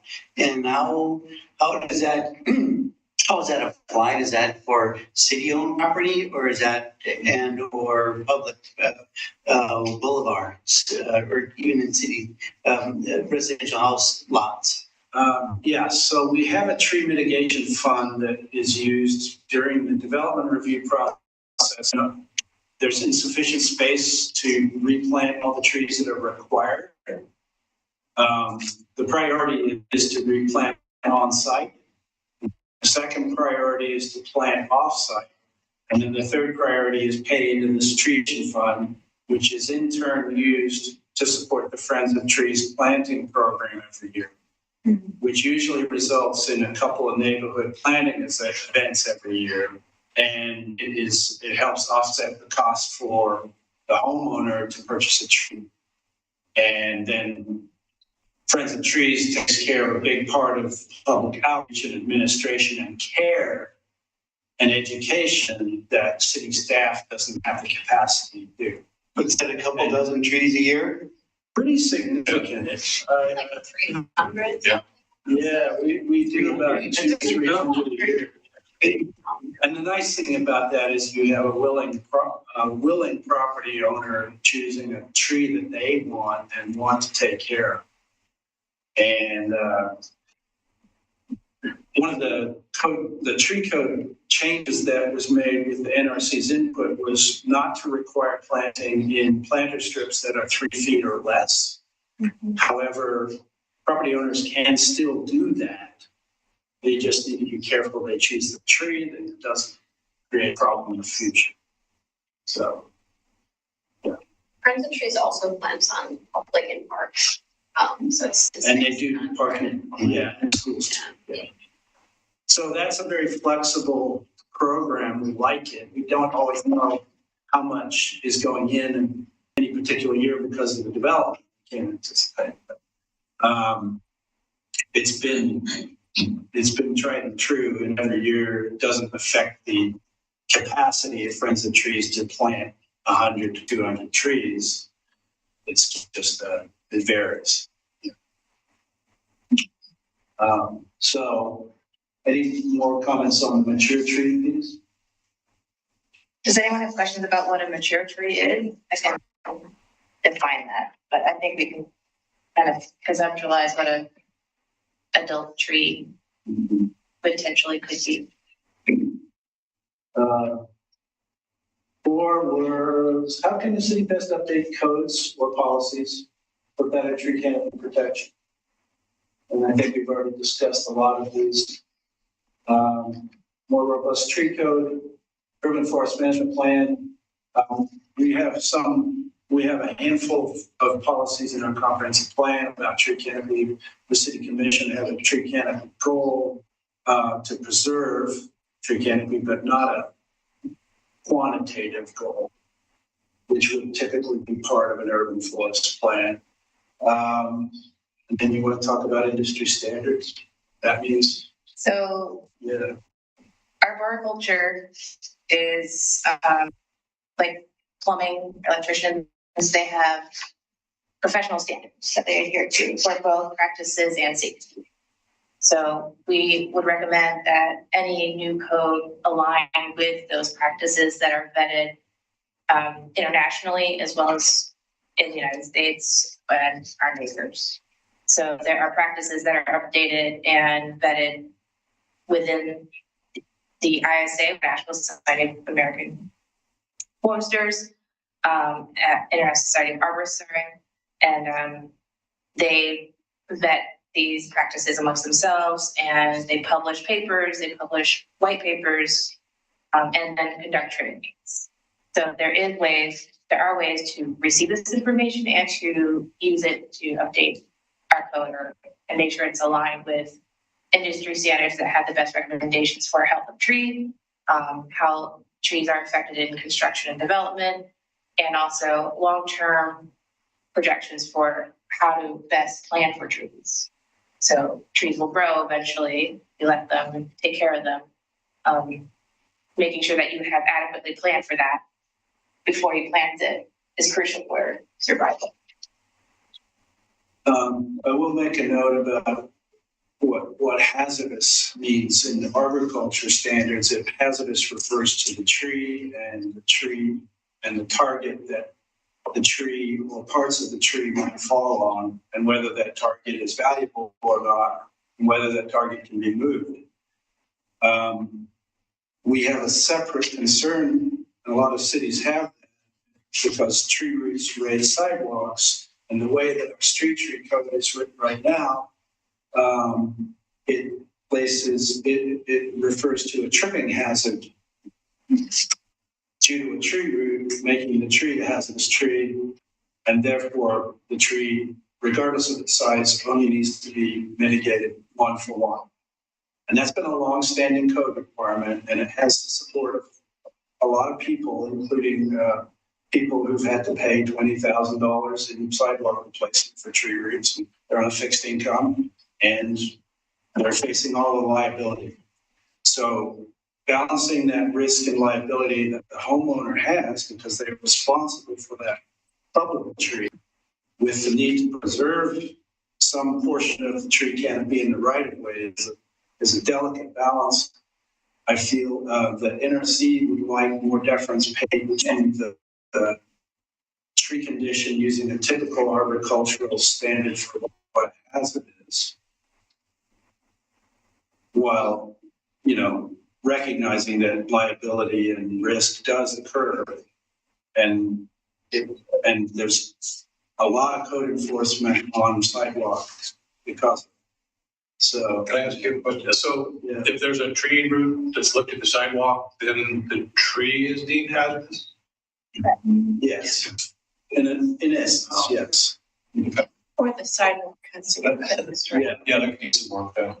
Yeah. I mean, it's stated very explicitly in the code that in that situation, the mitigation is on, but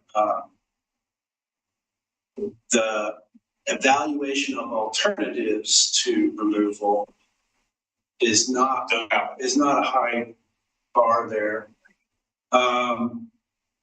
And a lot of what drives that is the American with Disabilities Act and the requirement to adhere to a public works sidewalk standard within a fairly limited space, about 5 feet for most sidewalks and 5 feet for the planter street. So.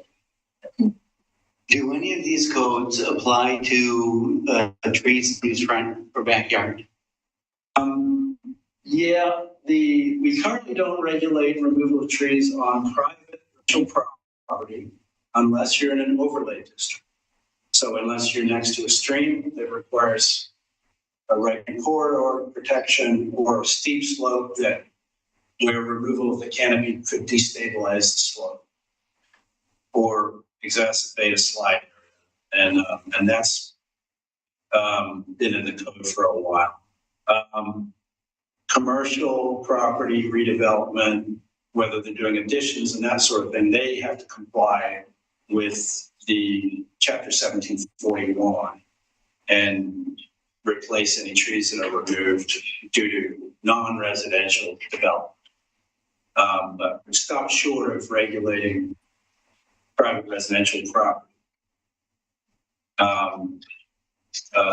The only caveat to that is that new residential construction requires the planting of trees based on yard size.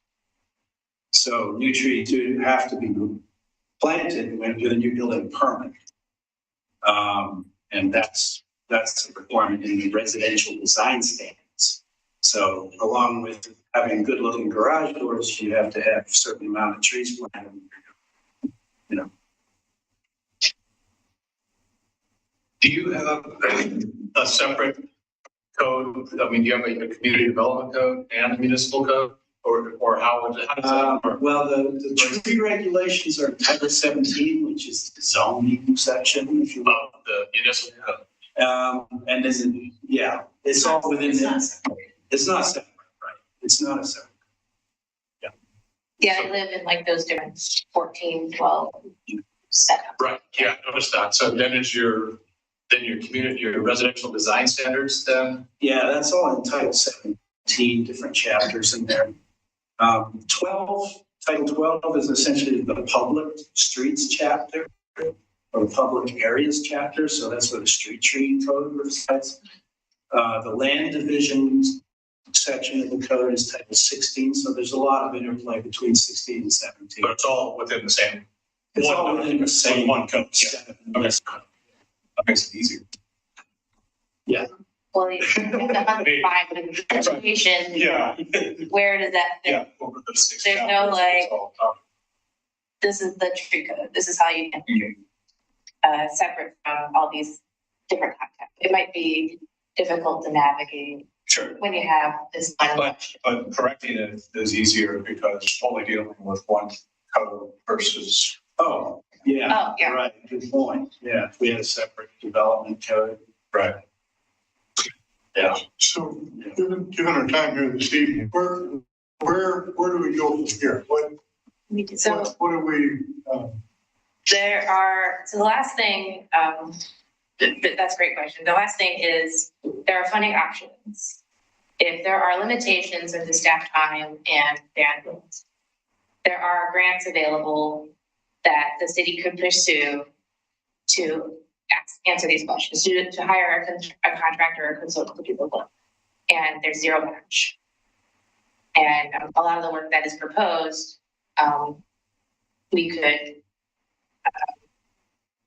hire a contractor to do the analysis, the inventory. We could even hire them to do a code amendment for us. if we felt like we didn't have the bandwidth, staff didn't have the bandwidth. That would require approval from city council. So we can't do anything as committees or advisory committees. So is there anything that PRAC could do for the NRC to push forward supporting the arborists and getting the tree code? Yes, like having a unified voice would be very helpful, either through a letter to the commission, which Sam has been working on, which is what this draft is intending to be, or other platform to recommend it, and also seek more people to join us, many voices. Well, I think, at least from a PRAC perspective, you guys have been spending a lot of time here, a lot of work on this. I haven't had a chance to look at it. I didn't just look at it in depth. I think there's some opportunities to be able to possibly work together on some of those things. There's any question about that.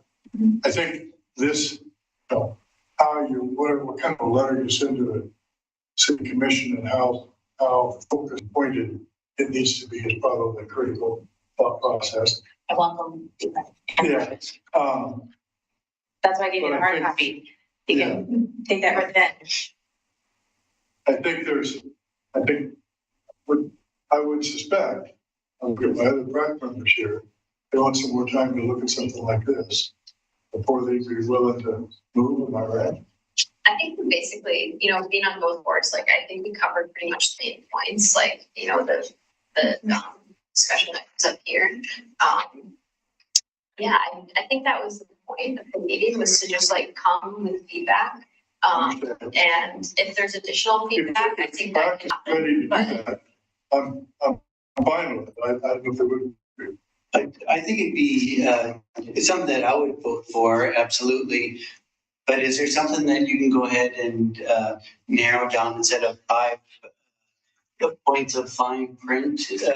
Make it, all right, we want an arborist forester. We want funding for writing a solid tree code, and whether it's a pre-development code or an overall code. I mean, just make it simple. Can be boiled down to? I'm happy to boil this down, but I've been in this week. Yeah. I mean, the letter, I think, is really important for drawing out the background behind the concerns about the existing policies and the opportunities that exist through this higher Inflation Reduction Act. We also need to be cognizant of that we're in the middle of a biennial cycle, and so this isn't probably going to happen until the next cycle. Yeah. If the, kind of, forgive this term, the wordsmithing of the letter is what is really needed for help, is it possible to send an electronic version that we could maybe individually offer opportunities, not necessarily on the content, but how to write persuasively and maybe bring some of those pieces. Like wordsmithing, add an appendix perhaps to areas that have more of that detail. Is that something that we can help you with electronically? We can do electronic. Yeah, I started to, mark up the draft, which is in Word, and be happy to send it out to everybody. I didn't want to go into that tonight. Sure. So, I asked because persuasive writing is a bit of my bread and butter. So that's what we need. And I'm not married to the notion that it has to be a letter. If this format is cumbersome and not persuasive enough, if we need a slideshow, if we need a tour, something that, maybe this is a part of that. If it's something that needs a better medium, I'm open to those sorts of suggestions as well. I think a number of the points we looked at this evening are all certainly appropriate to focus on. I think that the trick to provide to any decision-making body is to get a letter down to a point that hits the high points, gets your point across, but makes it so they can read it in a reasonable amount of time and not, so they don't have to think about it too much. Let's be honest. I mean, you're trying to, so the format of the letter is probably as important in some cases as the content, in order for them to be able to make a decision, hear you, and then be willing to possibly visit with you or have someone from the committee sit down with them at a meeting and talk about it. That's what you're really trying to generate. Yeah, and we presented this in the last biennium and didn't get very far. So I appreciate the benefit of brevity, but it didn't really work. So I'm not totally gonna like reject any future version of that. Like maybe the best, most persuasive words could be used that way, but also there is intention in all that. Sure. In those wall of text. Sure. So my goal is to find the sweet spot. Is the problem, did the commission identify as a problem, or is this coming up to the commission? This is kind of good. Well, go ahead. Sorry. Jump in. So, yes. So they have a goal, the commission sets goals every 2 years, and one of their goals is to preserve and maintain the tree canopy. And so I think a way to move this forward, because I know you've been wrestling with this for quite a while, a way to move this forward could be twofold. One is if you circulate it or get some comments, high-level comments, and just kind of wrap it up. But I do think that it needs to be a pretty concise ask. And from what I'm hearing, I mean, you can pick these things, but it sounds like the low-hanging fruit of asks is if you were to ask the commission to direct staff to go apply for this grant to do this tree canopy assessment, because I heard you say that we have FTE do this. I don't know if I agree with that. I'm not sure what FTE. Well, the capacity and expertise, GIS people. Right. And you have data. Right. And I was able to train myself with YouTube videos. So like, I'm sure like. Yeah, and they have their work program. So I don't want to assign work to them, but I think if you could get a letter together with the background that you want, and you had one ask that was something like in support of the city commission's goal 7 to maintain and preserve tree canopy. And if it's true, I'm just drafting this kind of out loud. NRC and PRAC would ask the city commission direct staff to go apply for this grant to do X, Y, and just make that like your starting point of your low-hanging fruit, right? Like we get the grant, we do this, and then we can move on. And what is that? When we get a tree canopy, what is that showing us? What more can we be? That may be one way to just kind of like package it up. Yeah. So it's this is I wasn't sure if it was chicken and egg, the assessment versus ask versus the forester ask. One mind was that the data would inform the argument to recommend a new FTE. I've spoken with others in this industry and they're like, no, get a forester first. That's what they do. They would then they could hate your code. They would be like, your code is impending my work. And I think Pete and I have had that exact same discussion. There's a lot that goes along with a new FTE. So this is kind of like what you're saying, what expertise do we have in-house? What do we not have to incur by not taking on a new FTE? And then we get something out of it that kind of moves the needle a little bit without bringing on this whole new person. Just a question to you. When the budget I know is biennial, this goes through June, ends in June. I don't think we should get this out there before there's a new commission in place, and they will be going through their priorities. So I think it's important we get it there in time that this kind of budget process can include this in the budgeting process. So I think that's kind of the timeline we've got to work with. After the new commission's in place, but before the budget is drafted. So like the beginning That makes sense. the year, is beginning of the calendar year. Yeah, I think the task at hand is to try and start something like you were describing here, and then build from that. And I'm just a little concerned, we try to build too much at the front end, it gets lost. Yes. And so work with it in steps, which sounds terribly glacial in its approach, I understand that, but government, but at least then there's progress. And it doesn't, you create a momentum that lets you continue to get something done. And I think that's what we need to do, is create some momentum. And I think PRAC is certainly willing to support and help with that. I'm convinced the group would be, but we got to take steps. Having served a total of 4 terms on the commission, if you present something complicated, I guarantee you the discussion that's going to happen at the commission is going to be crazy. And so Everything. I think to have it as fast as possible, we're getting those points across. That's important. Building blocks. Well, I am very much open to feedback, and working with PRAC is wonderful. I would love to be in alignment with you guys. NRC fellow members, what are your thoughts?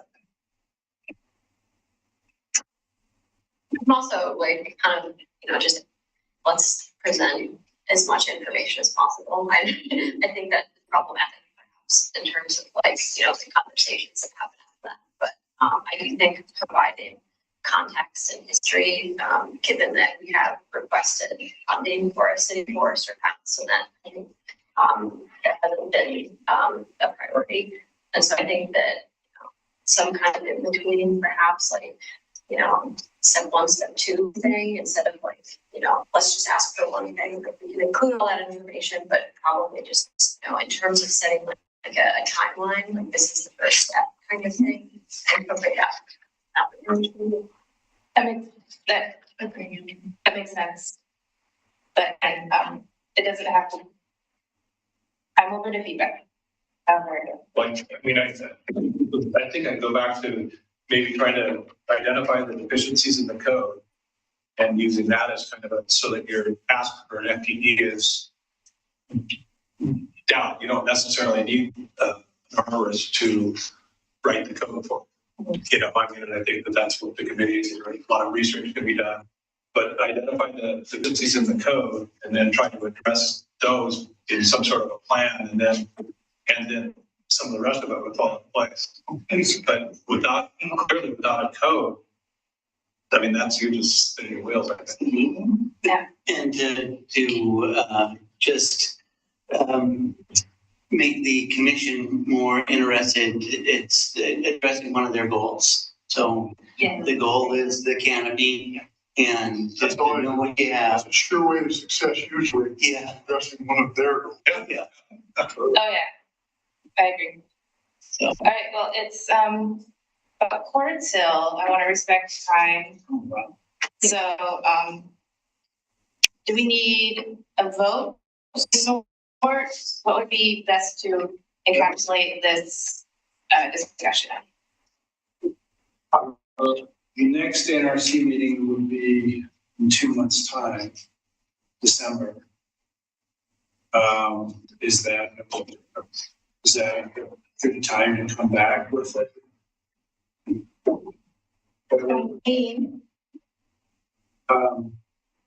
Is that enough time for review and feedback? I think We have a couple. there's folks who, I think there's some interest there in doing that. I don't know that we need a vote per se. I don't think so. I mean, we've talked here about the commitment to be able to work together to try and address some of these goals, possibly narrow them down a little bit so we can focus. I think it's all been captured in our conversations. And that then if we could get some copies, possibly electronically to look at, see where we might look at that. I'd feel comfortable with that. Other members? Yeah, I think that if we agree on a letter, and if everybody agrees on the letter, it's just narrowing it down to what your ask is. Okay, and focusing on that. And if the commission sees that PRAC and NRC are together supporting it. I think that's the bottom line. What else do we do? Okay, well, I also wanted to state that it's a joint letter. It's not a SAM letter. As much as I have voice in this letter, it is from the two committees, so. I think ultimately, in my mind, the way I would approach it, for at least the PRAC side of things, ultimately, when we get the letter down to that place that we agree, then I think we do need to formally, as a committee, recommend that we move forward. I think there's a place that that's appropriate. And we can do that as two groups, and then we go forward with it. And how it's presented to the city commission depends on how much they'll let us get away with. We're gonna make it look. Well, aren't we meeting next Thursday, Thursday week? What? Thursday week, right? I think so. Yeah. Hey all, this is Tom. That was actually going to be my suggestion for PRAC. We have our next meeting next Thursday on the 17th, and maybe we make this a discussion item. That should give the PRAC members a week to review the letter, maybe provide some feedback, and we can come up with a game plan from our end on how to move forward. If we can move the review that fast, week's not very long. That is true. The information's here though, and just taking the first sentence out of each paragraph. I mean, it's just, as I always. I tried to make it digestible. I mean, it's just, and we're not, it's a lot of good ideas in here about telling them how they should do it. We can't tell them how to do it because they're not going to listen to that. Well, I'd certainly be willing to, Thomas, I'd certainly be willing to make it a topic of an agenda item discussion, particularly if we could narrow it down so we can digest it ourselves. I agree. Yeah. That's fine. And you guys can come to our meeting. I love these joint meetings. You guys are great. All right, well, I think that sounds good. If that's agreeable to you. Yep. Any other discussion or concerns from the NRC? Thank you for just having us at your place, and really your place. Our place is down the hill. Appreciate all the comments. Sounds like we did end up tabling the discussion. Yeah, there's another one. Another tree related topic we're missing tonight. We're going to table that tonight. It was added very recently to the agenda as of yesterday, and it requires a little bit of discussion. So. All right. Well, wonderful. Let's. Yeah. Okay. Yeah, printing standards. You guys are welcome to join us next time. All right, so let's adjourn 8:45.